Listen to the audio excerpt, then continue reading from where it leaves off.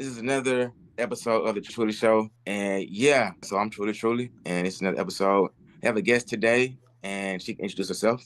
And then, fun fact, we met recently at a conference. So you meet new people, you know what I'm saying? And you have like interests, or you want to network, take action, and book the interview. I should go ahead. Absolutely. Book it.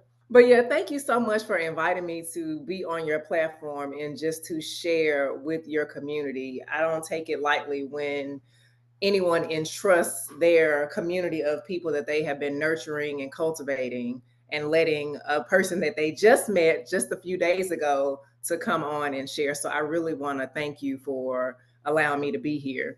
And my name is Dr. Jamie, and I am best known as the lifestyle pharmacist. And as the lifestyle pharmacist, I help executives and small to mid-sized business owners, specifically the founders of those types of businesses, to make over their lifestyle so that they are not rich in their bank accounts, because we are getting to that bag, right? Whether it's our corporate bag or our business bag, so that they are not rich in their bank accounts, but bankrupt in their health. And the reason why I do this work and the reason why I'm so passionate and open to sharing around this topic is because literally changing my lifestyle saved my life when I was contemplating taking my life. So that is my real true story. And that is what has brought me to the point of doing interviews and writing books and being on podcasts and just doing a variety of things to amplify that message and just to have a greater impact and share that with people around the globe. So that's who I am. Boom. That was an excellent introduction. And My name is Dr. Jamie Hardy, but you can call me Dr. Jamie. Dr. Jamie, so before we dig into the details, how can they contact you? So I am all across these social media streets. I made it really simple. Everything is my name. So my handle on all platforms. I play most often. I'm most active and engaged on LinkedIn and Instagram, but my handle is Dr. Jamie Hardy everywhere. And then my website is drjamiehardy.com. Cool. So I love having these talks with people because as a confident coach, when I meet people, of course, we all have our own degree or level of confidence. But the more I get involved in my craft and learn new things, I'm realizing it has to be a daily exercise. So I want to start it off by asking you, can you share a time when your confidence played a key role in a business decision or a career breakthrough? Oh my gosh. All right. So, one thing about me, I like to prepare. She is prepared, right? So, as I was preparing to be here today, I really was taking some time to think about confidence and just how confidence has assisted me or guided me as I was on a variety of journeys. My journey in education, becoming a pharmacist, my journey in entrepreneurship, my journey in working in the corporate healthcare space and climbing that ladder. And confidence has been there. And the reason why and the way that confidence has been there for me consistently is because I prepare. So I did a little research, and I wanted to really understand the simple, clear, concise definition of confidence. Because sometimes people use the word confidence and courage interchangeably, and they are not the same. So, since we're speaking about confidence, I want us to be very clear on what confidence is really defined as. And so, confidence is defined as the feeling of having little doubt about yourself and your abilities. And so that got me to thinking about, when have I been the most confident in my business? When have I been the most confident even in my career? And it's because preparation has been the key. I said that I prepared for this interview today. When I decided that I wanted to pursue a career path in the health sciences, even as a teenager in high school, I had to prepare, I had to study, I had to develop those study skills. And so, honestly, I don't just show up and wing it in any aspect of my life.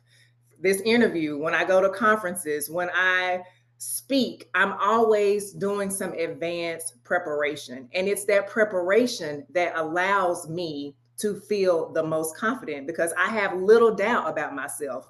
I know the talking points, I know the statistics, I know the audience that I'm going to speak to. I am prepared to speak to those things. Even in business, I can think about, okay, so you're wanting to transition from just working corporate healthcare and having this bigger impact by sharing your story. Well, guess what I had to do? I had to prepare for that. I didn't learn how to be an entrepreneur in college or in pharmacy school. So what did I have to do?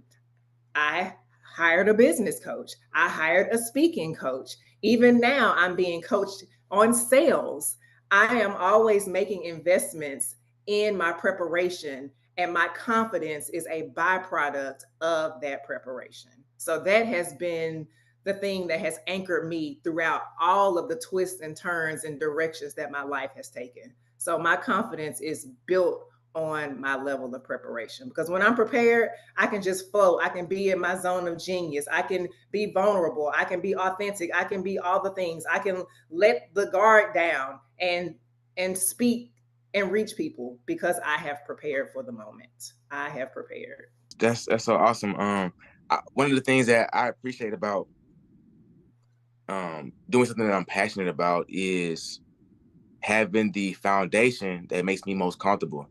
And, you know, my campaign isn't really the prepared route. It's more of the strategy route, which is so Okay. unique because identifying with how passionate you are. I feel that same way about clothes. And a lot of my decisions that I've made about what I'm going to wear, well, you know what? I take that back. Let me come correct. This is very true. So it's that, and okay, so I choose to be prepared in circumstances, but I also choose to be spontaneous. And Mm. so, you know, when you saw me, I've spent probably weeks thinking about what I was going to wear for a 3-day event. And I kind of would catch myself say, man, bro, you kind of overboard with this. It's just an outfit. But then it's just like, nah, bro, I kind of want to have this thing thought through. And I would have you to know, when I've been the most careful about what I chose to wear, opportunities kind of shifted. One could say I kind of called it, but at the same time, I think the fact that I was prepared put me in that space for things to happen in my favor. I remember deciding what I was going to wear for Revolt World, and I think that might have been a 3-day event as well. And this particular day, they had the fashion show, but it was like a street fashion show. So I'm Ooh. literally like, I've already met people by this time, but I'm walking. And the funny part about it, I did interviews earlier that day for one of my businesses. And the fact that I did that then, when they saw me again, they were like, man, listen, you should hop in the fashion show. You should be in the show. Yes, And I'm walking. So mind definitely. you, the fashion show was like right here is people. And so now I'm okay, well, how do I sign up? And then I have you to know I was the last person to walk, the second last person to walk at the fashion show. So it just Wow. speaks to being prepared. And what I was wearing was fly, but this particular tracksuit was a custom piece. So to me, that was even more dope because it got that exposure, whereas my other garments, I kind of wear the most. Yeah. So even with this curveball of the past event, Black Women Still Alive, this was the first event where I literally played out the separate 3 separate looks. It's kind of fun too because some people, you know, recognize this one garment as 3 separate outfits, which was what I was expecting, but I wasn't really sure it would come across that way. And Yeah. so that's so dope that your competence is in preparation. So with that being said, I kind of want to speak on some things that I didn't know. So Okay. when I heard you present yourself to us in the room, you Yeah. mentioned you were a lifestyle pharmacist. Yes. And I was like, bro, like, I ain't never heard that. I know I because at first, like I was doing strategist, I was doing like mindset coach, you know what I'm saying? But you're a real pharmacist. I'm a So pharmacist by training for sure. Yes, that's what I went to school so for. I'm just curious, what gave you the, because it can be seen 2 ways. You could have saw someone in pharmacy say, hey, I want to do this, or you could have an experience that brought you to the area of pharmacy. So which one of those was it for you? So it was definitely a personal experience. And I am the lifestyle pharmacist. So lifestyle pharmacy and even lifestyle medicine is starting to gain in popularity. But Mm-hmm. I own the federal trademark for the lifestyle pharmacist, and I have had it since 2016. So I created a lane all of my own, and so people are coming into the fold now, and it's all good because I need more people to help spread these messages, but not using my intellectual property or my branding or my likeness, Right. but the concept, for sure. But what led me down this path to become the lifestyle pharmacist was a personal experience that I had. And when I shared in my intro today that changing my lifestyle saved my life when I was contemplating taking my life, that is like facts, no cap at all. There was a time when I was really struggling in my life outside of work. So I had gone, I had done the things that mama tells you to do: go to school, get a good job, and be able to take care of yourself because you'll make a good living, right? And so I had done that, and I had rewarded myself, and I had bought my first home, and I had bought a car, and I was doing all the things that society would define as, oh girl, you making your mama proud, you made it, that. But outside of work and my professional accolades, I was wearing a mask. I was going through a very dark, troubling time in my life outside of work. So not Jamie the pharmacist, but Jamie the person, Jamie the woman. And I honestly was so low at one point and feeling so helpless and in such despair and in pain emotionally, mentally, that I thought about taking my life seriously. And because I have gone to school and I know the science of medications and what combinations of things or what lethal doses of things are, I learned that. So there was a time when I was really contemplating, and no one knew that I was having these thoughts. Not my best friends, not my mama, not, the person I was dating at the time. No one knew. I was showing up every day, excelling at work, wearing a mask. And I honestly had pulled away from my family and my friends because they would have figured out that something was off. So Yeah, on your mind. I withdrew from them. But the people at work, as long as I'm taking care of the patients and nobody's upset and the nurses and the physicians are happy, it's all good. Yeah, I never know. They don't know I got the coat on. She's beat with the jacket, the long white coat. It's good. It's gravy. But I was wearing this mask. And of course, in traditional medication or medical treatments, there usually involves a prescription medication. So I finally was honest with my physician because I was still going to the doctor annually. I was going and getting my yearly physical. And even in my physical with my doctor, I aced it. My labs looked good. She had no idea that I was thinking about taking my life because I knew how to ace the physical. I knew what to say. I knew how to act. I knew how to present myself. I had prepared, So she didn't know. But I had a moment where I said, you know what? I know what's happening when I go home. I know the thoughts that I'm having. And I am concerned that these thoughts may actually materialize into action. So this is after I left the appointment. I called the office back and asked to speak to my doctor. And she was like, that's odd. Okay, she just left, but okay. So the message got to her and she called me back and she was like, what's going on? And I said, you know what, there's something that I haven't told you. And she said, what? I said, I've not been able to sleep. I've not been eating, I can't stop crying, And she was like, have you thought about harming yourself? And in that moment, I could have lied. I could have said, oh, no, Yeah. something's just going on, but I just wanted you to know. I just wanted to, because we didn't talk about it. But I said yes. And she was the only person that asked me that specific question. Had she not asked me that question, I probably wouldn't have volunteered and said, hey, doc, I'm having suicidal thoughts. But she asked me the question and I said yes. And so Right. along that journey, I couldn't tolerate the regimen that we had agreed that I would try. And so I was like, doc, this is not working. I'm having side effects. I'm, all the things, adding this medicine to counteract the side effects of the main medicine. And it was just building more and more medications. And I wasn't starting to feel better and get back to myself. So what I did on accident was I started going to the gym with one of my coworkers. She had gotten a free pass. Right. She was new to the area and was like, hey, I got a pass to the gym. I don't want to go by myself. Will you come? Because when you join most gyms, they allow you to bring a guest for a trial period. Because yeah, it'd be Right. great if you join the gym, and then if you bring a friend or family member and they join too, you get a 2-for-1. Well, what happened was when I got in the environment in the gym and I was around other people that were exercising, they were talking about foods that they were eating, how they were changing their lifestyle, how they were meditating, how they were doing all these more holistic things. I started doing it too on my own. And guess what? Right. That is when I started to feel like my old self again, but honestly, better than my old self. And that is the moment when I became the lifestyle pharmacist, because changing my lifestyle, adding these more holistic, wellness based, whole mind, body, spirit principles to my daily lifestyle helped me to start eating again. My appetite came back. My mood stabilized. I started looking like my old self. I gained a few pounds back because I had lost weight because I really wasn't eating as much. And that changed my life. And so that's when I said, you know what?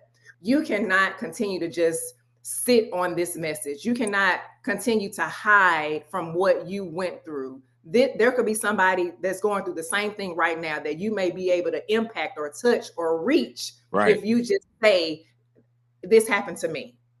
And so that's when I became the lifestyle pharmacist. Oh, that makes a lot of sense. I always stress to people that the importance of identifying a sense of urgency. Yeah. A lot of the issues with life we kind of gloss over because it's not that big of a deal at the moment, and then for some of us it snowballs, and then it becomes an issue. Yeah. So I think that was awesome that you were able to get around the right people. In fact, in one of my books, I highlight the importance of surrounding ourselves with good people. Yeah. Even today, I was on YouTube trying to like tap into a panel about relationships, and the host was like doing too much. And so even from a standpoint of like watching YouTube, say, you know what, bro, like, it should be obvious to us at first that certain people or certain environments bring out different sides of us. You know what I'm saying, but that's not life. You kind of got to go through it to figure it out. Even Yes. for me, I tell you all the time, once I discovered that creatures, people, beings, animals have emotions, one of the main reasons why I continue to not eat certain foods is because of the energy attached to it. I was telling friends like, man, okay, the mama cow at the farm just had the baby cow. The baby cow gets taken away from the mama cow. The baby cow don't know what's going on. It's a dark place. Before you know it, the baby cow is separate from the mama cow. The mama cow is going through it and stressing. The baby cow is going to be taken care of on the other side of the farm, and the mama cow is now going to the little dark place. Mama cow expired. Well, not expired. It's beef, but she dies missing her baby. That energy is attached to the meat. Now, and it's also in the blood. So when we get it on our end, months, days, however long later, and then we eat that, and That then transfer of energy. we I mean, I see emotional. where you're going. Yeah. So for me, like once I realized that was like an eye opener. Even how my first job that I had was McDonald's, and when I would go to work, they would allow us to get certain foods for our employee meal. So I remember being at the airport at McDonald's, and on my break, I said, man, you know what? This week, I'm gonna just try it out and eat like a quarter pounder because I can. I mean, it's either that, the double cheeseburger, or the flat fish. And so if I started on Monday, by Wednesday, I had to stop eating it because I felt like I was stressed. Like, I wasn't in a dark place, but I was like questioning why my mood was changing. And I'm sitting like, bro, I'm 16, bro. I ain't got no kids, I ain't got no bills. I ain't got nothing going on but work, free money, right? I feel like this. I said, well, the only thing changed between today and Monday was the Was darn eating quarter. that food. And so that was 16. I didn't change my diet until 2017. So that's a whole lot of time later. Yeah. So From look, I'm 16 to glad you brought 2017. food up. I'm so glad you brought it up. So what you said you changed your diet. So what is it like Yeah. now? So now where I'm at with it is I eat a lot of fruit. I eat a lot of sushi. I was eating a lot of soup till I was talking to chat, and it reminded me that it's high in sodium. So Yes. I just finished off my last little bowl of soup that I had. And to be honest, I've been going through my struggle meals because what's funny about delayed gratification, what I didn't realize was when I take myself from eating really nice to eating more basic or on the go, that I wouldn't miss the nice food. And so my palate, because I've gone through so many changes with my diet, my palate has adjusted to whatever I'm eating. And so when I would treat myself once a month, I would go, so on the everyday, it's going to either be sushi, fruit. I was doing a breakfast sandwich. I'm sandwich with croissant, red onions, tomatoes, avocado, and a fried egg, right? I'll do that every day. Just give me some balance. And then I follow up, like I said, seafood or a bowl of fruit and a smoothie. As of late, it has been the veggie stuff at Taco Bell because it's on the go. And I did a lot of budgeting Okay. this month. So like there's that. But when I'm in my bag, it's literally fruit, sushi, or like salad. That's great. So I just want to touch on food just for a minute because Oh, as the lifestyle pharmacist, one of the things that I do a lot of education around and part of my mm-hmm. framework is around food. So I teach what's called the FAB framework, FAB, and the F in FAB is for food. And so what I educate people around is how to tap into the power of food and making over our mindset about the purpose that food plays in our lives. And it's really to power our bodies and give us the high quality fuel and energy for us to do all the things that we do. And so eating a balanced diet of fruits and vegetables, whole grains, lean cuts of protein, and pretty much trying to avoid those highly processed foods. So, highly processed foods are a lot of those convenience foods that we have been marketed to as being convenient for us and good for us because they save us time. But when you were talking about the soup, for example, that made me think about, pre-prepared canned soups that we will buy in the grocery store. That's another one of those conveniences, but it is loaded with a lot of sodium or salt. And so, point, and I want to illustrate it because it is a perfect segue. Those highly processed foods, things that we can run in the microwave or run right in the oven, are loaded with unhealthy fats, lots of sugar, and lots of salt. And so, over time, as we continue to put those types of substances in our bodies, and a lot of those processed foods, highly processed foods, have a lot of additives, colors, nutrient deficient products. So people will think that they're really eating a lot or eating something, but there's really no nutrient density or nutrient value to the meal. It's just a bunch of chemicals and additives and colors and sugar and salt. And so getting people to eat more vegetables, eating that lean protein and not, deep frying everything. So, lean cuts of meat that are baked, broiled, grilled, and smoked. Those are kind of the guiding principles of what I teach in terms of clean eating.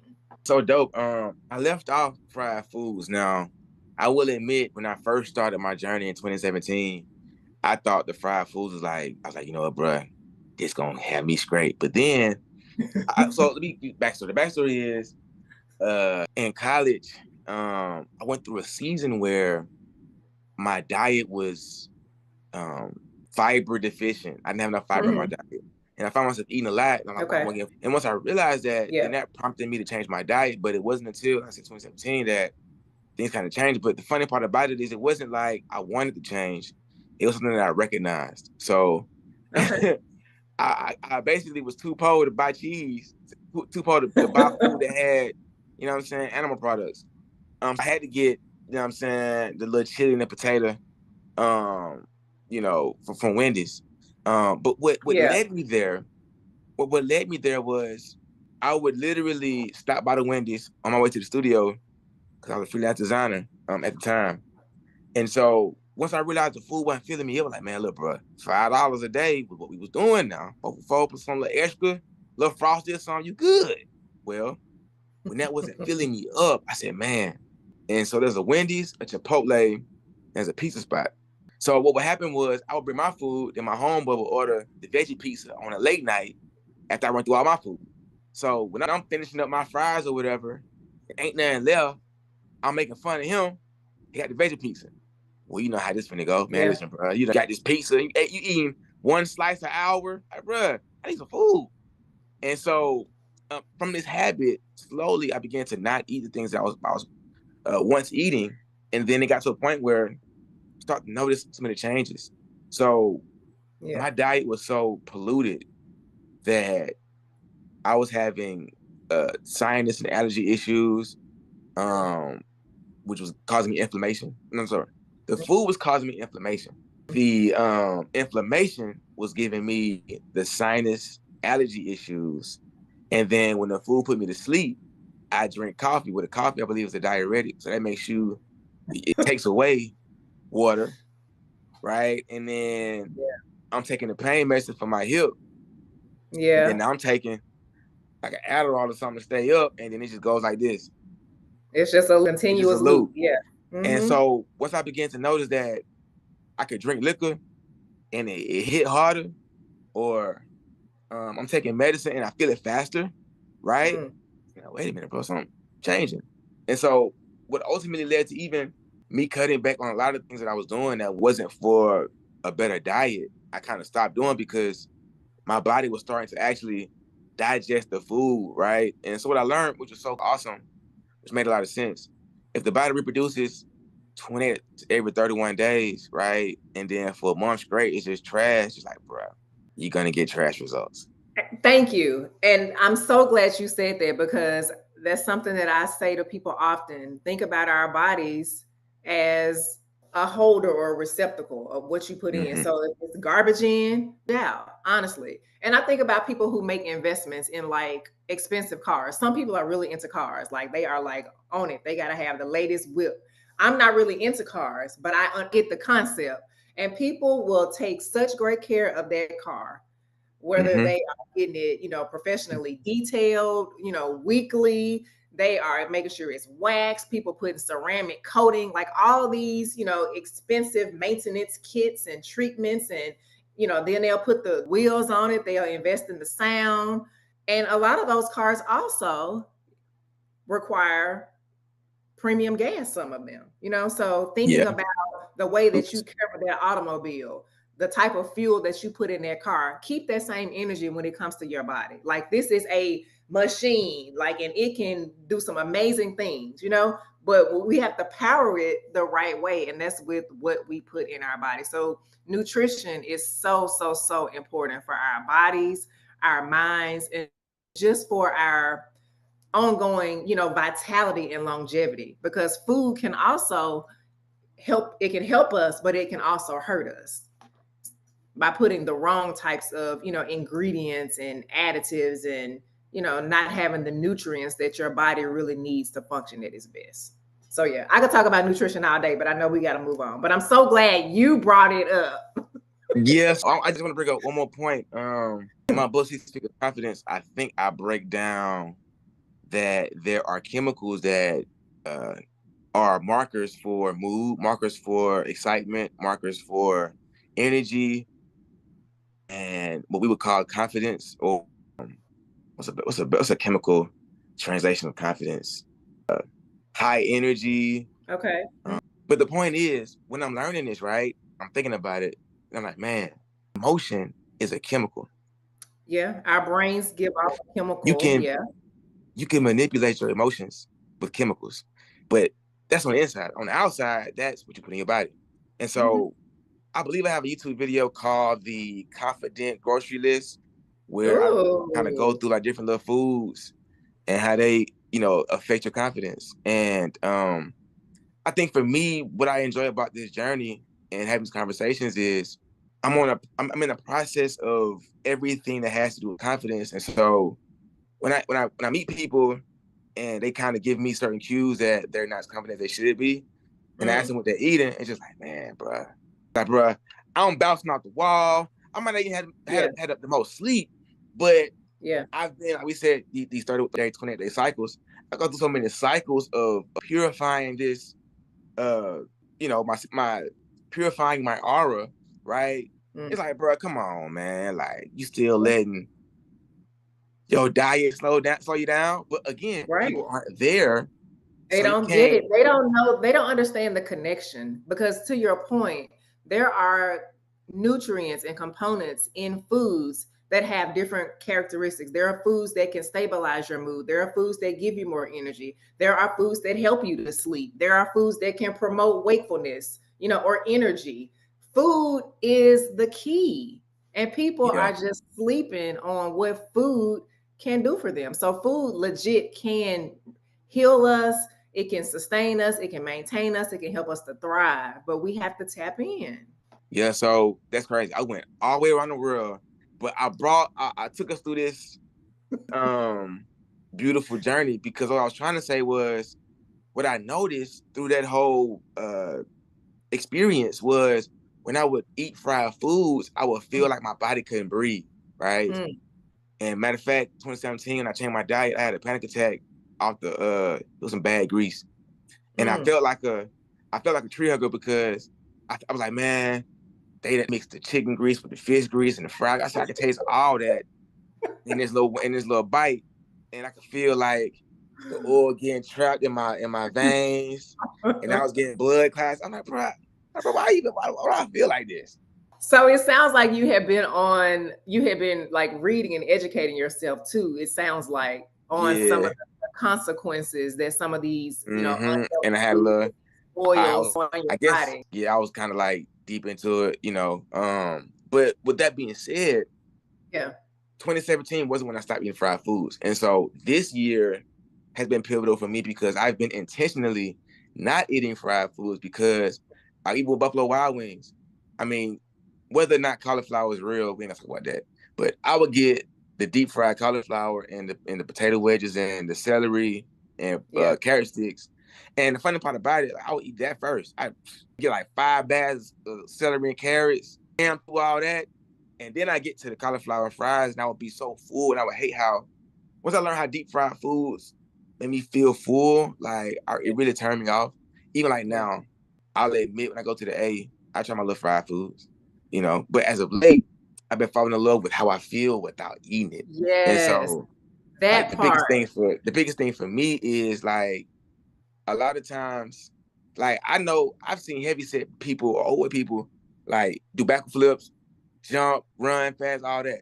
But the one difference about diet that I try to relate to people is like I'm not feeling heavy. I'm feeling Yeah. light, move around. And Yes. so that's been the Yes. biggest thing. That's been on the diet side of my confidence. It's been the biggest thing that I love, especially when I know people are gonna want to hear me talk. They're gonna want to Mm. be in close proximity of me. Got to have your smells together. Yeah. You know what I'm saying? You know what I'm Do. saying? And so what I love is I would go through seasons of not wearing deodorant. And Mm. once I learned that, you know, people that can't go through phases of not wearing deodorant need deodorant, it made me like, okay, bro, what is the real odor of your body?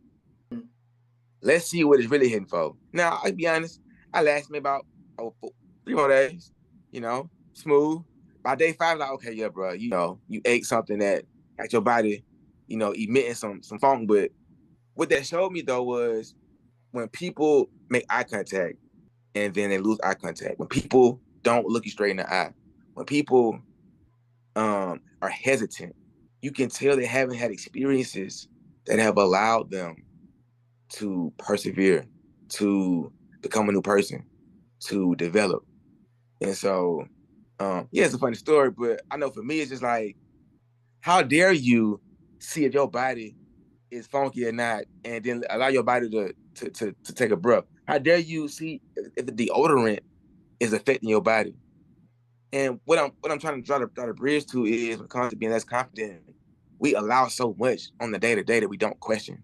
And if we were, like you were saying, around people that make us question our reality, that make us question what we're eating, you know, doing yoga or not, even like earthing, you know, that can play a part. Like, I don't know about you, but I've been angry, but I've had a headache, and maybe I should just go lay down and go to sleep, right? But see, some of us will pop a pill or we'll eat ourselves to sleep, right? Yeah.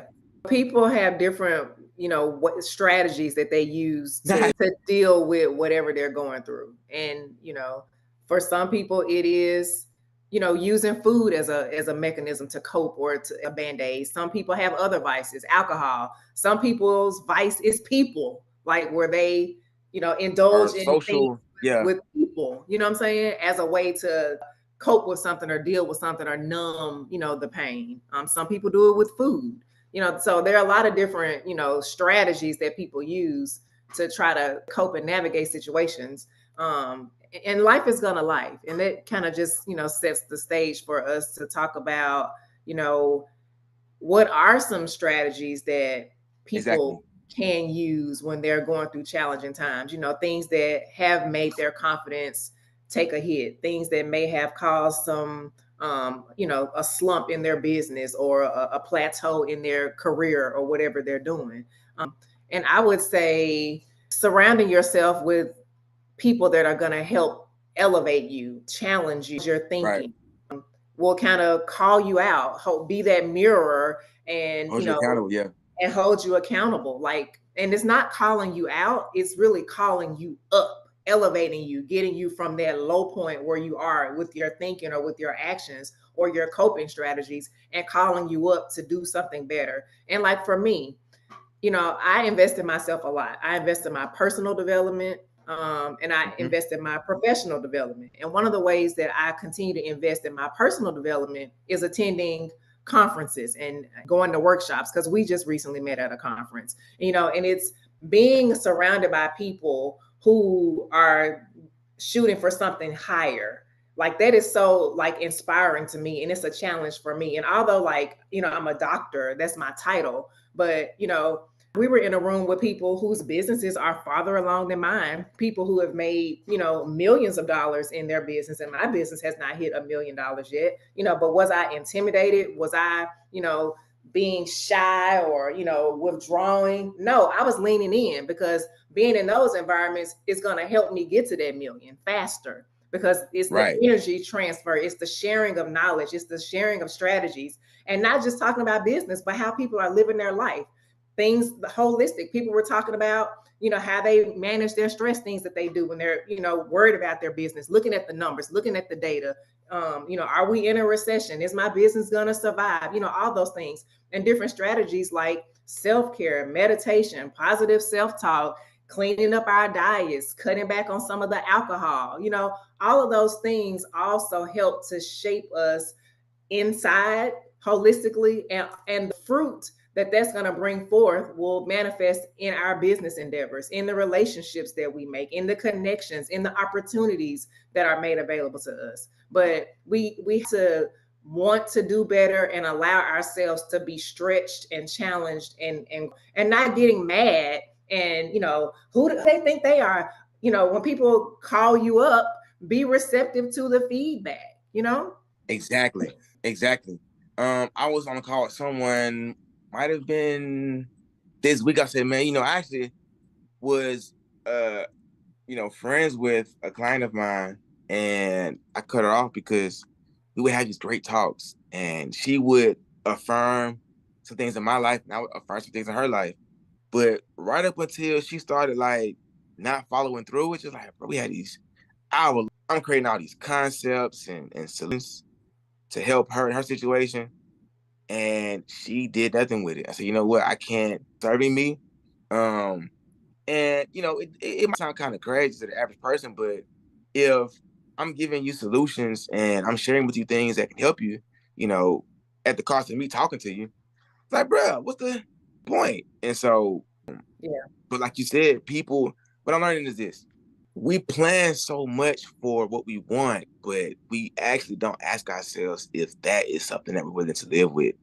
And what I've come to find is a percentage of us are more at peace with the chaos than with the solutions. And so, as a lifestyle pharmacist.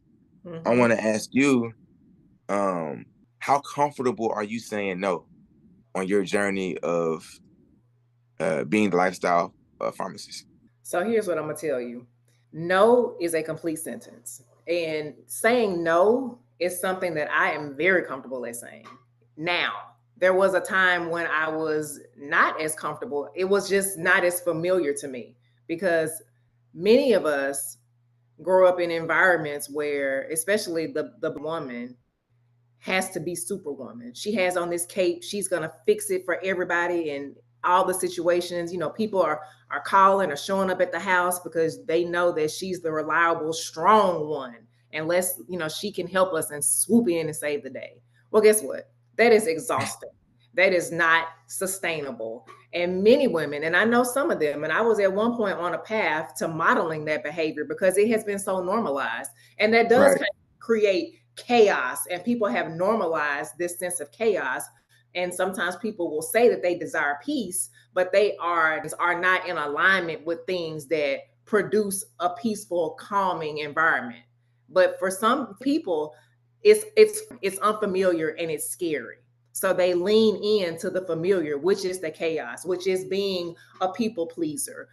But they think that it's by I'm caring, I'm showing up for others, I'm serving others, but sometimes to the detriment of yourself. So to get back to your original question, I have been practicing saying no, and I encourage people to start practicing setting that boundary and saying no to things that don't serve you, things that go against your values, your belief system, things that make you feel defeated or depleted, things that bring you down, things that are an energy suck or an energy drain. Say no to those things.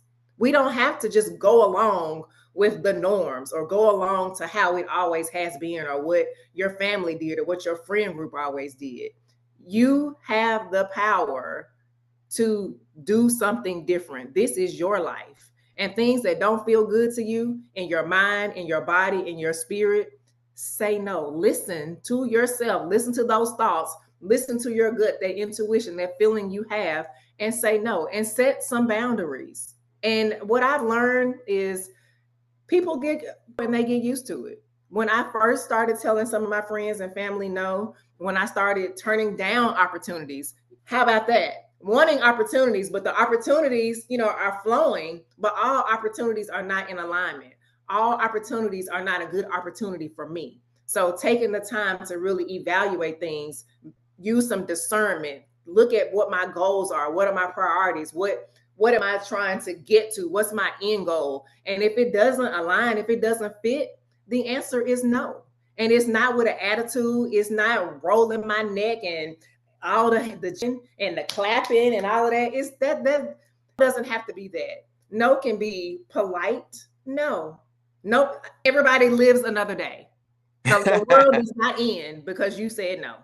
That's good. That's good. I wanted to ask you that because, like, it's something that I'm practicing a lot more.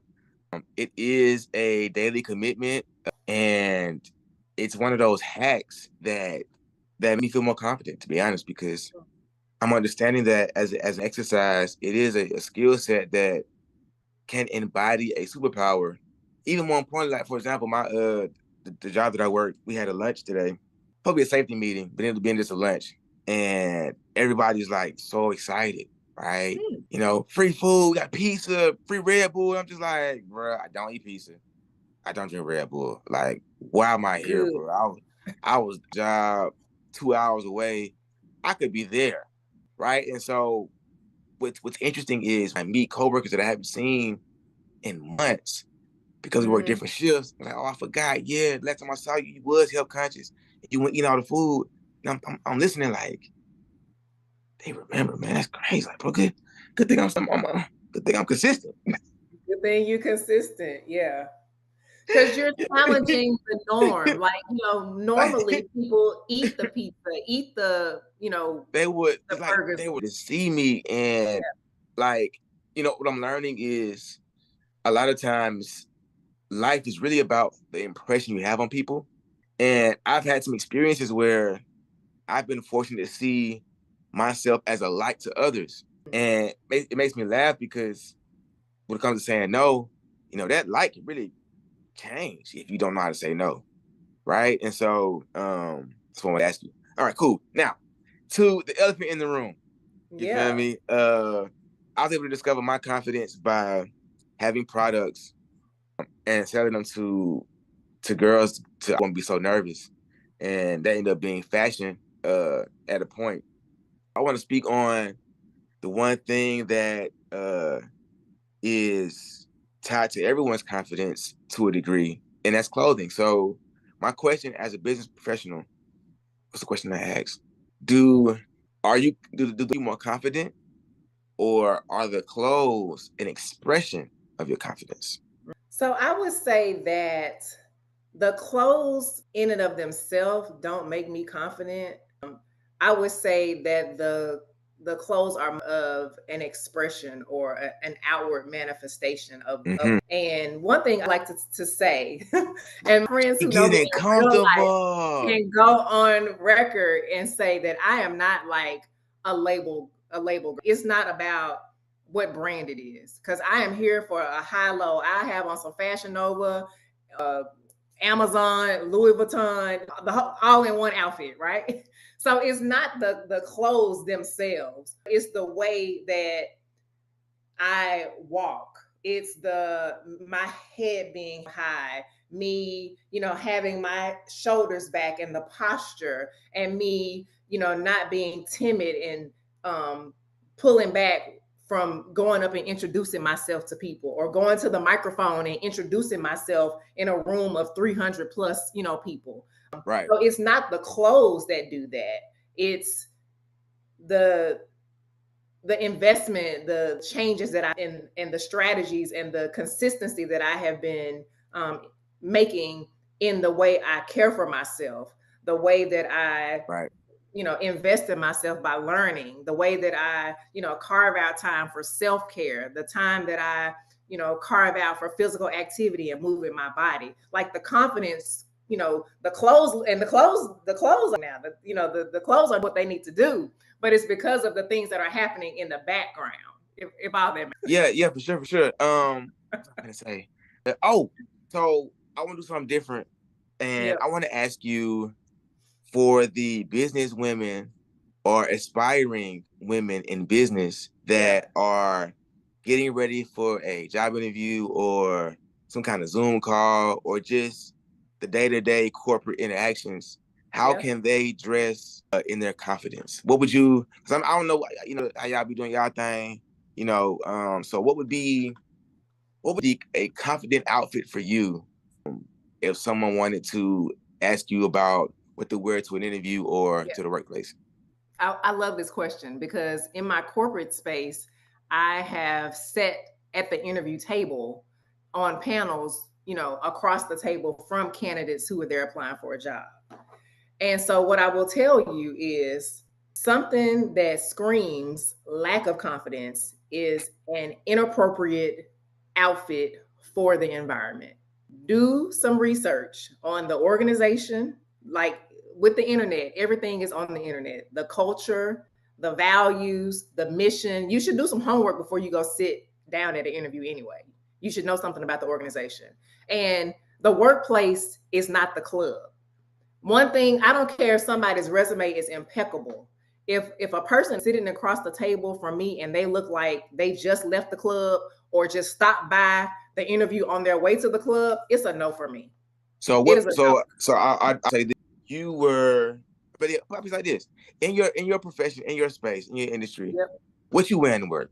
So some days I wear scrubs, which is great because I can just Okay. not have to think about it. But on the Okay. days that I am business casual, it Yes. is typically a shirt that's not revealing, low cut, showing, showing the girls. The girls are put up and tucked away. Okay, that is not the environment. That is not the vibe.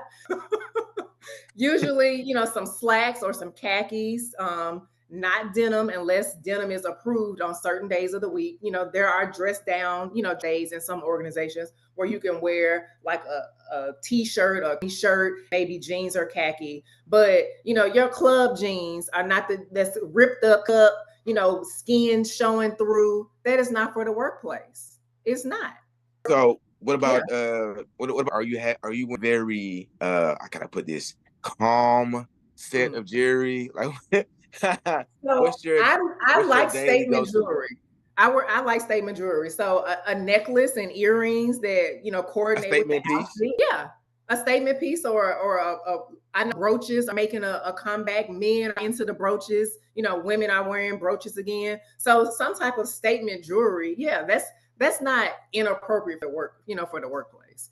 What I've seen is a lot of clothes that are just too revealing and that don't, just because Yeah.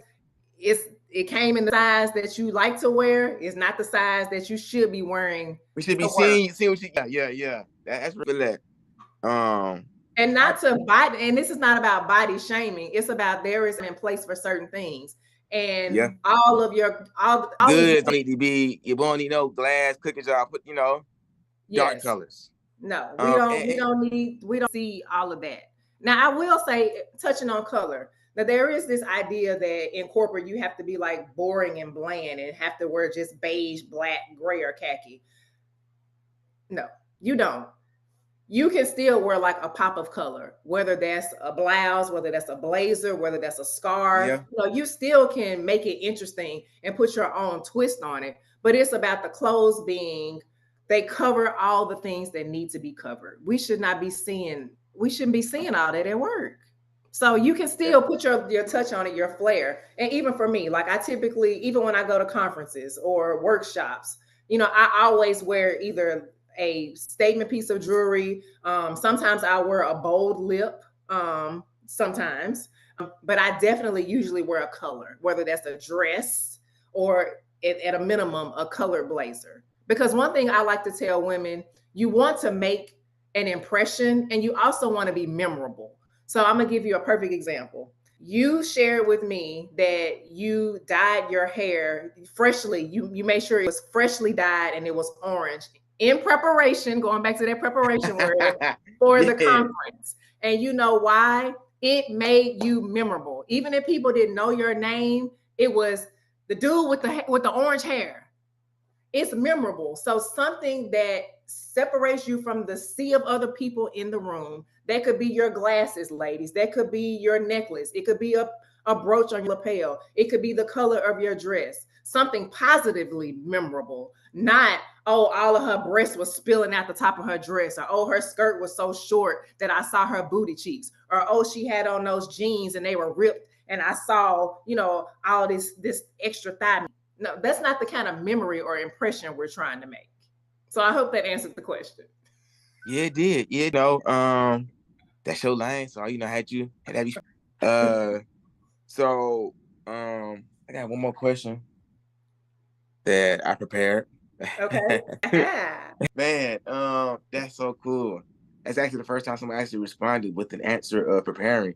A lot of times when I competence, it's kind of going back to a more discussed skill set, Mm, a talent, but preparation is one of those things that, and I will say this, I do believe every woman in her heart of heart, in her like, undiscovered tool bag should be the one to prepare. What I noticed at the conference was, um, you know, y'all, I would hope that every woman can present herself as a prepared person. Because to me, I do identify that as being confident.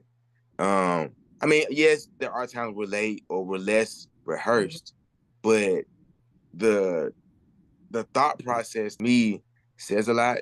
Um, I don't expect everyone to know what they want to eat, but if you know you hungry and you at the restaurant, that's way better. You know what I'm saying? So let me find this question. Let's see. When it comes Right. to, let's see. Okay. Well, we talked about what to wear. We talked about why you wear the things that you wear. Um, when you are okay, this is a this is a different, I guess, take on a previous question. How does your wardrobe influence your presentation when you step into a room full of executives or potential Okay. clients? So you have what you would normally wear outside of scrubs in a professional environment. Are you wearing something different or more intentional when you're in an environment of, let's say, executives or potential clients? So yeah, so it depends on the setting. Are we meeting at like in a corporate space, like in the boardroom? I like to know where the meeting is going to be held, and typically when you get the meeting invite, it tells you the location. So depending Okay, so on the. Mhm.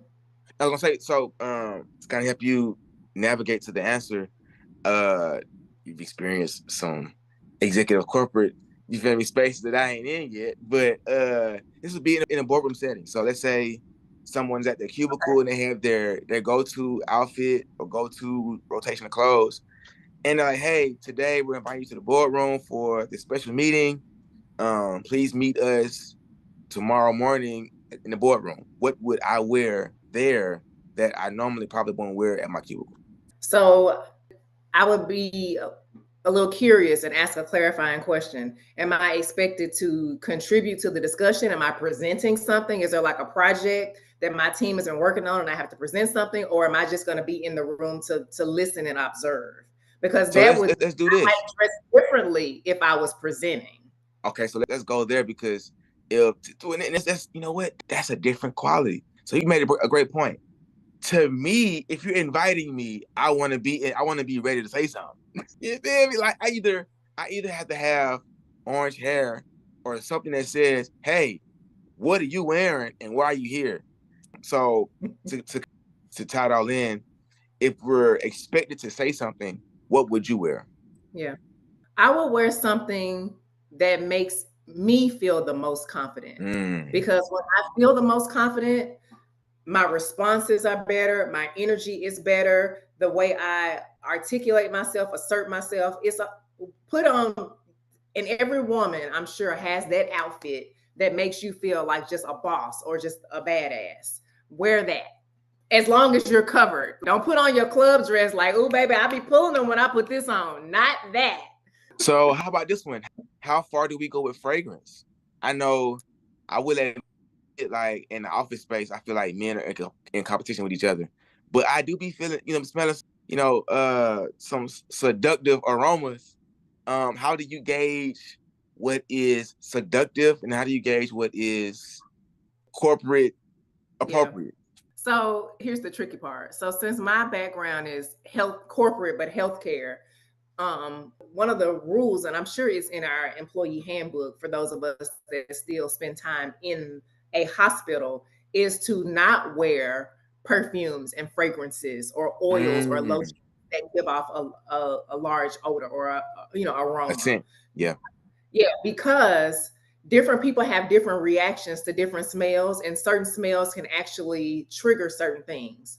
Oh wow. So one of the things that we do is try to dial down the scent That's interesting. in our space. But I will tell you, I have been in other environments when a brother has been through, because his aroma is still lingering. It's That man lingering. Yeah. gone, but you still smell him. And And sometimes it's a good smell. yeah, Sometimes he's got on the right fragrance, and then sometimes it may be a little too on the musky, we trying to outdoorsy good overpower smell. something else. Yeah. Yeah, yeah, yeah.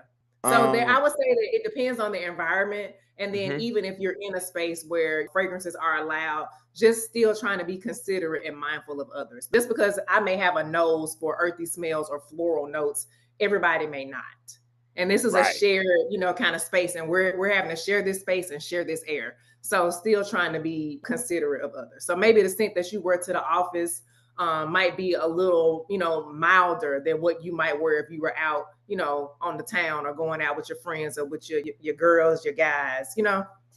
I would have kind of like a work fragrance that's a little more considerate and a little, nice, Yeah. mellow smell, and then I can dial it up when I'm in other spaces. This is good. I never asked that question before.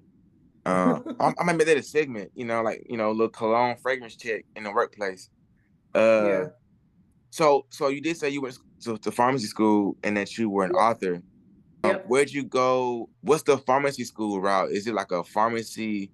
you get a pharmacist degree. How do you You go to? do. So you actually get a doctorate of pharmacy degree. So the degree is called a PharmD, which stands for Doctorate of Pharmacy. So, and it depends on the path that people take, but the path that I took, because I went to Xavier University of Louisiana in New What is Orleans, that? XU. So anybody out in the audience, hell, XU. But we Okay. had a 6-year accelerated program. So what Okay. I did was I went to college for undergrad and I did my freshman year and my sophomore year. And then I started pharmacy school in what was technically my junior year. So I finished in Mhm. 6 years instead of 8. So the more traditional path that some people follow, depending on where they went to school, is to do 4 years of undergrad, get the And then, bachelor, yep. and then apply and go to pharmacy school and do another 4 years for a total of 8. Well, I was on a fast track accelerator program and I got the doctorate in 6 years instead of 8. And so, yeah, You that's what I did. dangerous. And what's crazy though, and one of the other things that this made me think about was since I did graduate and have a degree so early, like I had my doctorate degree when I was 24 years old. So just imagine me showing up in some of these spaces, young, black, and female, and people having to call me doctor. So the whole preparation and the self-confidence and investing in myself outside of my traditional schooling and having mentors and being around people who were farther along their career path and people who were on the entrepreneurial path, me being curious, me wanting more and putting myself in those environments also benefited me in my confidence bag because people were already, wanting me to continue to prove myself over and over and over because I was young, because I was a female, and because I was black. I had three things, that, you know, made it a little challenging sometimes because people were not always ready to receive me. Like when I walked in with my little young confident self. Ha. Yeah. And you know, it's so interesting that you and I relate in this way because I went to Southern and Baton Rouge and Oh, I graduated at 23, you know what I'm saying? okay. And it's funny too, because I was in school 7 years, and I Yeah. graduated at 23. And then I got a degree in architecture. But the catch was I caught a felony in college. So Okay. I Things had to happen. things definitely did. They definitely happened. They definitely happened. Yeah. Lucky for me, I had my academics to fall on. So that was my saving grace. But it was interesting because you got to think my entire family, the neighbors, the church, everybody is so excited about me getting this degree. Yeah. But the catch is like, bro, I can't really do much with it other than rely on the curriculum to Yeah. really pull out of my situation something I could hold in my hand. And so, for all transparency, my brother did offer me a job in Houston when Yeah. the day I graduated, but he knew I wasn't going to Texas. When I got to Atlanta, I kind of like figure it out. Now, Yeah. fortunately for me, I was already in business in college. Mm. I started my business in college. And what I tell people is you have to go through a period of, yes, preparation, but doing the things, knowing that you can implement these strategies, these exercises, these experiments, Yeah. so many times. And then after those, once you go through so many revolutions, you're like, okay, this works, this works, this works. So the thing that I love about what I did in college was I started my clothing brand in 2012. I graduated in 2014. Those 2 years, I did so much in a small amount of time to the point where by the time I graduated, you know, if not if not 20% of my friend group was shopping with me, at least a strong 15 or 10, I was able to retain even after graduating college. Oh, that's what's So up. I made do, but like you would think something bad happening would like make me feel less than, but it really, like I said, sense of urgency. It put me in a corner where it's like, you know what, bro, I can literally like let this be my lifelong excuse, and they'll Mm. give me a pass on it, Yeah. or I can just play into it, bro. And like, the person that really felt it most was my mom because, when I come back home to like nothing. And it's just Yeah. like the community poured into you to get this degree, and this happens, and it's just like, bruh. So fortunate for me, I'd already been in practice, so it worked out. But I bring it up because I want people to understand the unfortunate circumstances create a sense of urgency to do the things that you either delay doing or the things that you feel very strongly about. In fact, I've split my clothing brand into two entities. And one of the entities is this phrase that I made, when I caught my gun charge. And that's, out of poverty, we create riches. And the only reason I was there was because I realized that I couldn't sell dope no more. I couldn't get in trouble. I couldn't steal nothing no more. I couldn't like short circuit the quick dollar. Now, granted, I ultimately got a bunch of jobs, but the breakthrough was, I was like, wait a minute, bro. Because again, I'm the oldest, and my sister was in high school, and I was kicking back cash to help her graduate. And then once she graduated, it's like it's selfish of me to like call home like, man, I need some money, and then $200 every 7 days. I ain't doing nothing for nobody. It sounds good, but I got to figure it out. And so, like for me, I tell people that story because we don't know what that thing is that changing agent. We don't know what it's gonna be, but whatever it is, we gotta power ourselves to take action because we all have excuses that we can live off of. Ain't nobody really gonna say nothing. Right. But at the end, like in my case, when I'm back home on my grandma's couch and my friends is going out, quite naturally, I'm gonna want to have some resources. Right.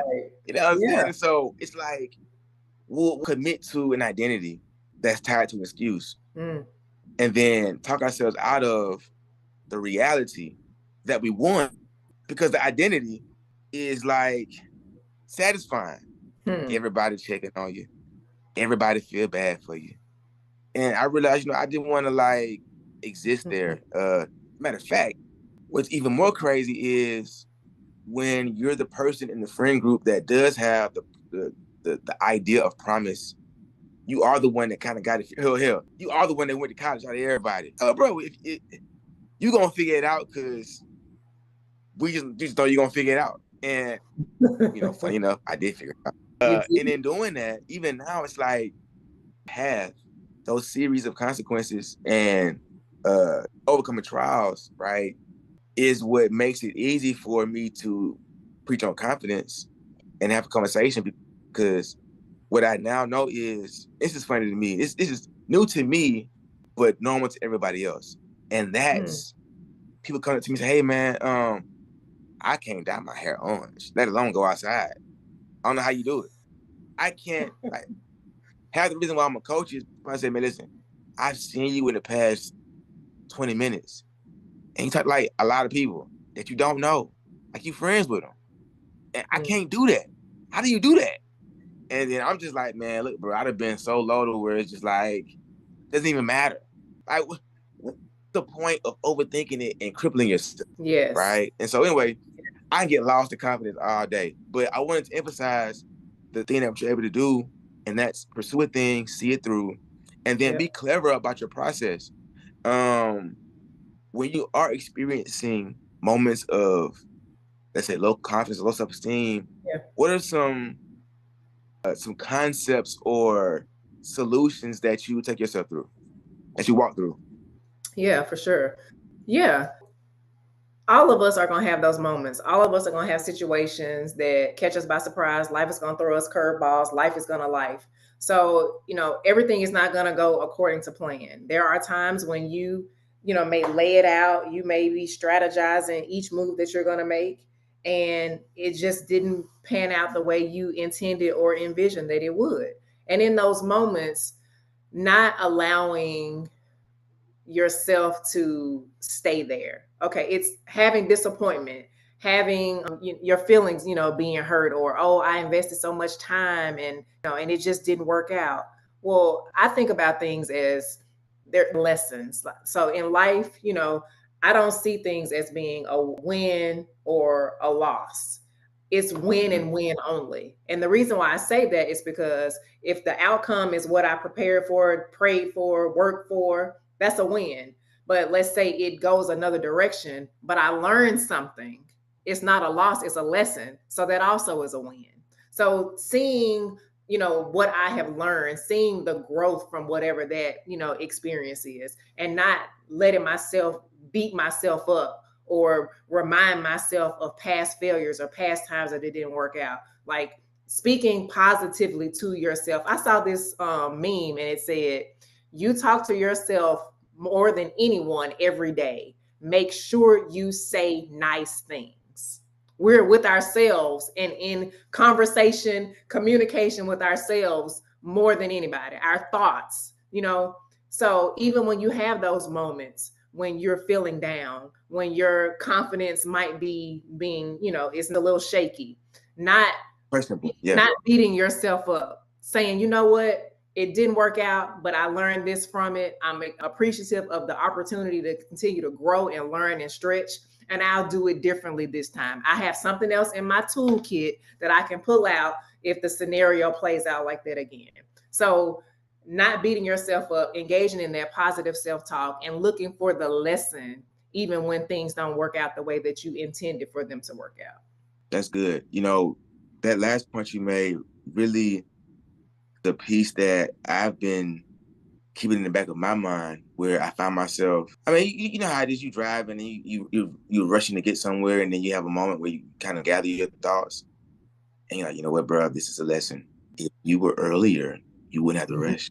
Yeah. So I was on time today at work, and I'm not on time. You feel me? It's just that I was more intentional about what time I got there. All right, and I tell everybody just in the lab because, Yeah. like, to know me is to know Yeah. that I can be a little creative. And so with Yeah. my job, is like, you're late at 6:16. Now, granted, Mm. the agreement is to pay you starting at 6 o'clock. Yeah. Okay. But they give y'all a grace period. Correct. So at six Yeah. sixteen, by Yeah. definition, you are late, you're getting a write-up. Yeah. So for me Yeah. as a creative, now mind you, the people that I work with, they probably don't have a business, and that's cool. Hmm. They have other obligations and things that they're working towards. Yeah. Yeah. But for me, if I'm up past where I should be, I'm taking advantage of them 10 minutes. Right. Hmm. And so Hmm. so key to emphasize what you said. I kind of want to make these last little moments about what you do. And so for your target audience, whether that be the businesswoman or the everyday woman, as a lifestyle pharmacist, I guess not really an elevator pitch, but more or less like, What do I I help do? people do this Yeah. thing. Like, if I was your target audience, Yes. what would gravitate me towards your services? Like, Yeah, absolutely. how would you Yeah. help me? So as the lifestyle pharmacist, I help women who are busy. They're juggling businesses, they're juggling relationships, they're juggling careers. And what I do as the lifestyle pharmacist is I help them to put daily lifestyle habits into practice that will help them to thrive in this current season of their life and to propel them and sustain them as they go forward. So I walk them through a process, a framework that helps them eat healthier. We kind of touched on the clean eating principles, but we actually, I do an audit of their kitchen. Oh, I teach them how to make a grocery list and shop smart. And we do virtual grocery shopping trips. So I teach them how to stock their kitchen. So we pretty much like will help them to do a kitchen purge. And then we have to go shopping after they've learned the principles of how to stock their kitchen with healthy foods and snacks and ingredients to make clean meals. So that's what I do in terms of like the eating healthier component. I walk them how to do it. We tear that thing down and we build it back with cleaner ingredients. I've written several books. I have a book about clean eating. It's the Busy Woman's 21-day guide to clean eating, where it gives them nutritional principles and it gives them legit 21 days of recipes that are simple, flavorful, that's going to challenge them, expand their palate in some ways, get them to try different things that they may not eat regularly. But it's 21 days of recipes for breakfast, lunch, and dinner. And there's even a snack bank. So that's what I kind of provide in terms of the food aspects of the eating healthier. I teach them how to more effectively manage their stress, because stress is going to happen to all of us. But so we can't control that. But what we can control is how we respond to the stressful situation. So what are some stress management and even stress reduction principles that they can implement? So things like deep breathing exercises, things about how to practice mindfulness, how to incorporate like self-care into their daily routine. That is a non-negotiable, making it practical, things that everyone can do regardless of salary or budget. Like self-care doesn't have to be this luxurious thing that you just do when you go out the country and go to the spa at the resort. You do self-care every day. It's the way we care for ourselves, and making that a routine practice. How to exercise regularly, kind of debunking this myth of what exercise has to look like, helping people to try different forms of exercise, exposing them to other things, and showing them how to make exercise fun, put their own twist on it, just get people to move their bodies and do it consistently and do it regularly. So those are the core principles that I teach them, and those daily habits form their lifestyle, because it's going to keep them feeling healthier, it's going to keep them feeling, energized, and it's going to give them the stamina, the strength, the vitality to do the things that they want to do in their life. Because I say, we all about doing the things that you love with the people that you love. And you can't do those things if you are sick and in the hospital, if you are spending your weekends in the emergency room waiting to be seen, if you are not able to go on vacation because you're back in the hospital again,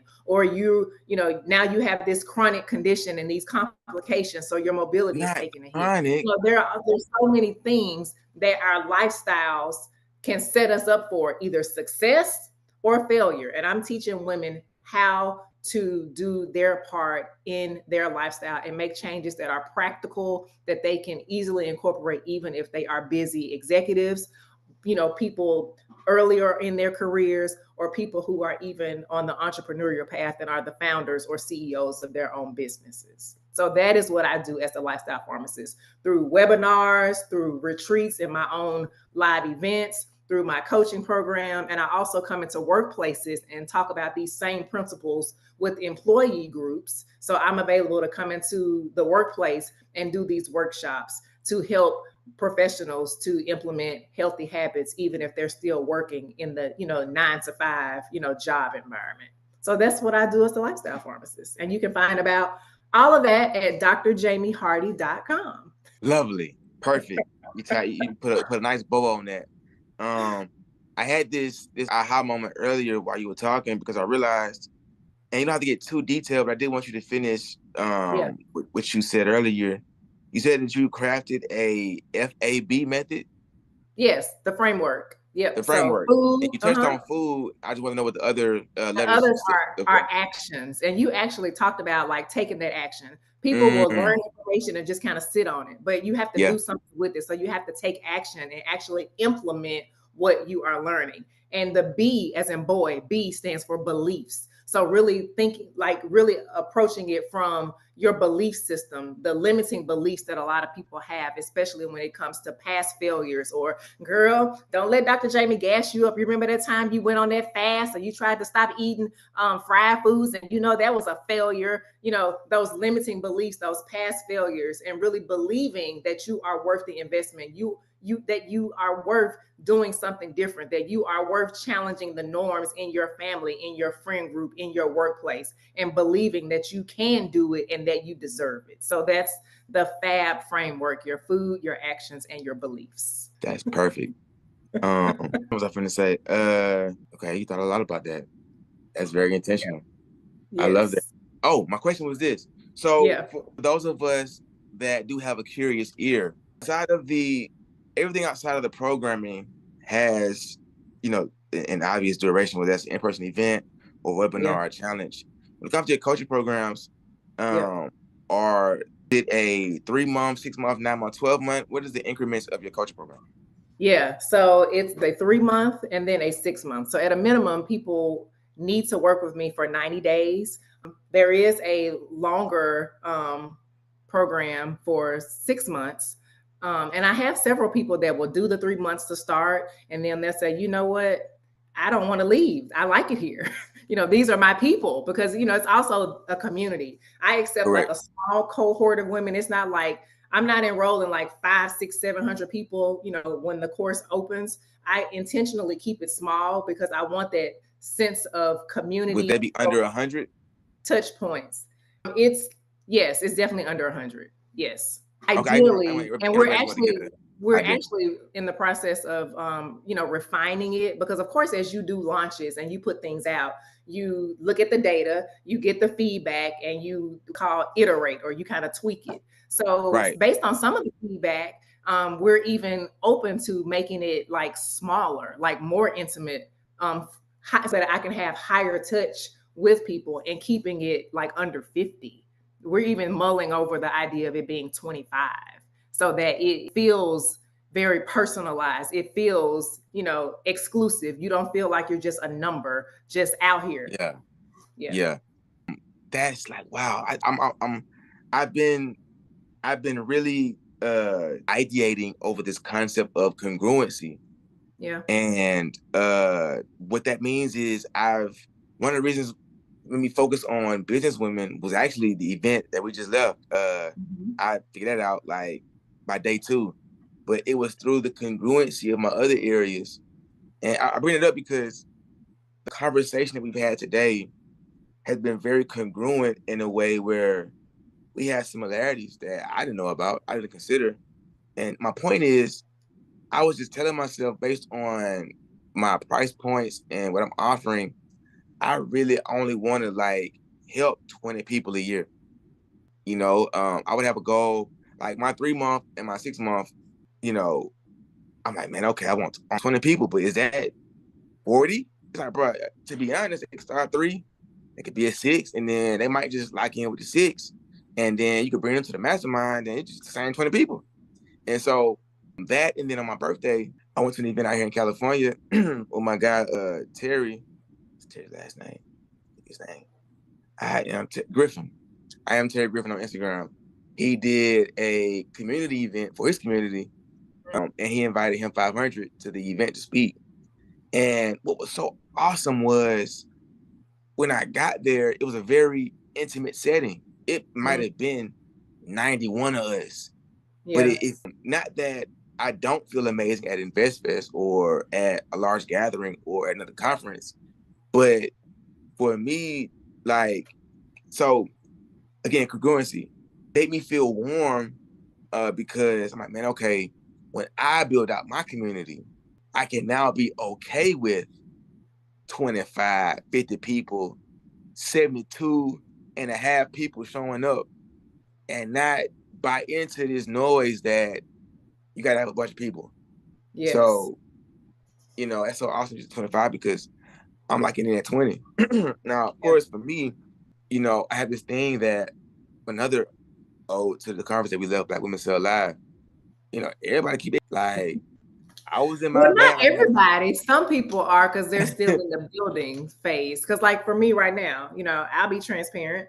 Yes, I'm still working in my corporate job, but the goal, I have a date that's tied to a financial milestone in the yes, business, and yes. that the business will retire me early. You know what I Now see, mean? watch this. I love that you said that because I phrased it that way because for me, when I went corporate 2018 with the first like corporate job at Tesla, my whole goal was make the money and then leave. Now that I'm focusing on patterns and habits, I'm realizing, Negro, when you got the holiday off, you don't be doing that. So why would you want why would you want to allow yourself to go through a season where it's all on you and your days aren't filled? And so I have a better appreciation for my place of employment because when I go inside ChatGPT and I itemize how I want to coach people, what I get is, okay, if you're doing an hour a week, 20 people, it's like, bruh, 20 hours a week, okay, Monday through Friday, it's like 4 people a day, right? If it's 3 people a day throughout the work week, and then the extras on the weekends, like 20 is actually my cap. And So so this is one on one or this group? 1-on-1, I don't do group. Okay. I don't, I mean, Okay. I would love to. Maybe in another life at some point. But right now, because Mhm. again, I'll be honest, what made me more comfortable with coaching as I'm Yeah. honing my craft is I had to find a way. I had to cut the voice note on, so many times where I'm not thinking about it, and now I can actually get to the meat of the conversation Mhm. without preparing everybody. I was a big, this is not a real word, but leader upper. Like I will have a conversation with you. I'm going to build the conversation up and then get to my point. But Mhm. bro, nobody's gonna wait around 2 hours to get to the meat of the conversation. Yeah. I had to get to a point where um I knew what to say or what to start the conversation with that made Mhm. it kind of make sense. Right. Mhm. So much so that when I interview now, this is how I'm able to like tap into my coaching capabilities. Because when I'm in conversation, right, if I say certain things, I don't care who listening. This is my thing. And that's where you get the how much you want to make in a month in the perfect world. If I gave you $1 million cash, what would you do? Like, if you had all the money in the world, like what you gonna eat, what you gonna wear. And when Yeah. people start responding to that, I can just go into it easy. Mhm. And that's because in conversation with the camera off, this is how I'm realizing I have to give. And so Mhm. if that much is so, one-on-one, I can pull that out versus group where, I mean, I can give a sermon too, but when it comes to transformation, I really shine in like a 30, 45-minute window. Now, mind you, the client that I cut off, what I appreciated was she would like corner me um, on the phone based on what she was going through. And at first, it was a little uncomfortable, a little unfair, but I started to play into it. She called me like, hey, I'm not in a good mood right now. I got a client pulling up.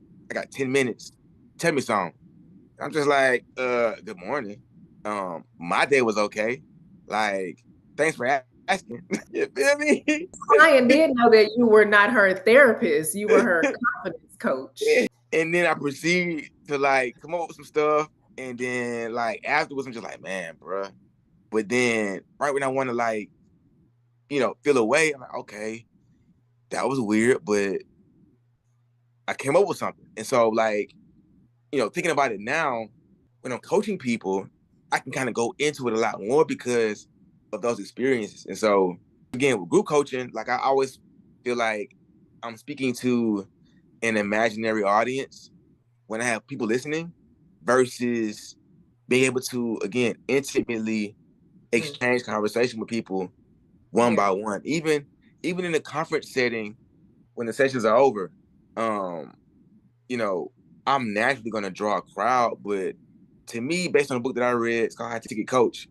The guy said, man, listen, when it's at scale, it's impact. Not at scale. We talk to a lot of people, social media and in person, it's kind of like an impact situation. Transformation is just like a very, very, face-to-face encounter. So long story short, that's my sauce and I Okay. like it. Okay. But in realizing that, I try to work backwards so that I don't get burnout.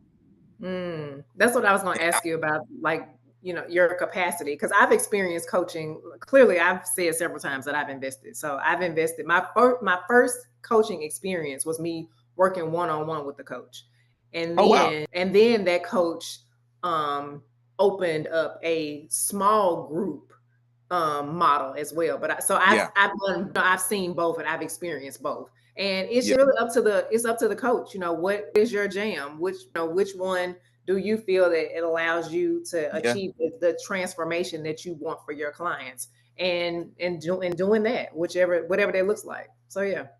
Yeah. So what I will say, and it's just be honest. Now, this is a long budding trail of you saying 25 and me saying 20. But it just hit home for me because I don't know what happened, but one day I just found myself talking for like 3 hours straight. I was like, bro, you know what? This is it. Anything past 3 hours, I am a monk. And so I say 20 because I have calculated like 3 hours is the max.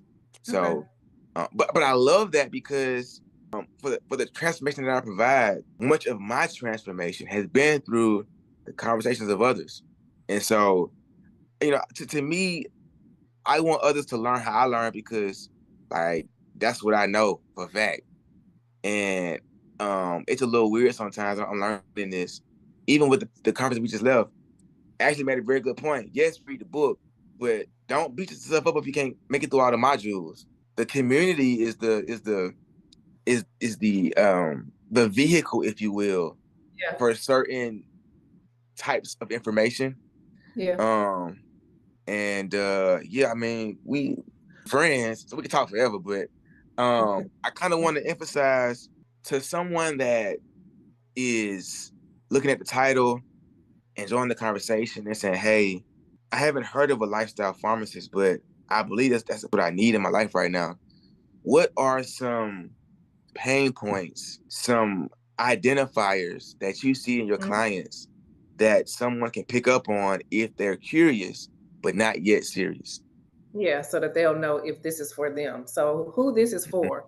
This is for the woman who has tried the fad diets, who's tried the viral trends in terms of, how to eat, and they kind of have been struggling with figuring it out. Like there's so much noise and overload of information. And so it's for people who desire to make a change. So let me be clear. I'm not the person that is beating people over the head and trying to convince them or convert them into living a healthy lifestyle. These are people who have that desire, but they don't know how to do it. So they need me to serve as that expert resource, that guide to come alongside them and guide them down this wellness path that we will chart for them in the areas of their life that I described: the eating, the physical activity, the managing stress, the implementing self care. It's for the person who may have even, gained weight. Like weight gain is a real thing for people. And women of a certain age, especially, start to gain weight. Things happen in our bodies, things happen hormonally, and the weight will come. So it's for the person who has been, trying and struggling, and they've invested in some of these, gets, skinny this, slim that, detox this, and they have not achieved a lasting, result. So people also who have already been told that, this chronic disease runs in your family, whether that's high cholesterol, diabetes, whether that's high blood pressure. People know what their family history is, if what grandmama had, what big mama had, what my mama has, and like, oh crap, I'm there, and they're terrified that that's going to be them because they have seen some of the consequences and complications, and what those disease states have done to people in their life, and they're wanting to try to avoid that. I don't want to end up, on dialysis because my kidneys went out because I can't get my blood pressure under control, but I don't know how to change my eating habits, to keep my, blood pressure at a regulated, goal. It's for people, it's for those people as well. People who want to make a change, understand the urgency of making a change. They understand the consequences of staying the same, and they are not comfortable with just staying there. This is who it's for. People who want to see their children go off to prom, people who want to take that trip to Africa and go on the safari, or go to Dubai, or go to Egypt and see the pyramids, but I've been so sick, my health is so inconsistent, I may never get to go on that dream vacation. Like, it's for that person. It's for that woman. My job is stressing me out. It's got me eating. It's got, unhealthily. It's got me binging on comfort foods. It's got me drinking. The stress has me smoking. I can't go on like this. This life is going to kill me. It's for that person. And that's why she's a lifestyle pharmacist. Yeah, so if that's you, y'all tap in, you know what I'm saying, for the lifestyle shift, right? Yes. And this is the Truly Show, and my name is Truly. Yeah, Truly, first name, last name. And talk about confidence and people that use confidence in their business and personal life. Stay tuned for the next episode. Everything she talked about will be in the description.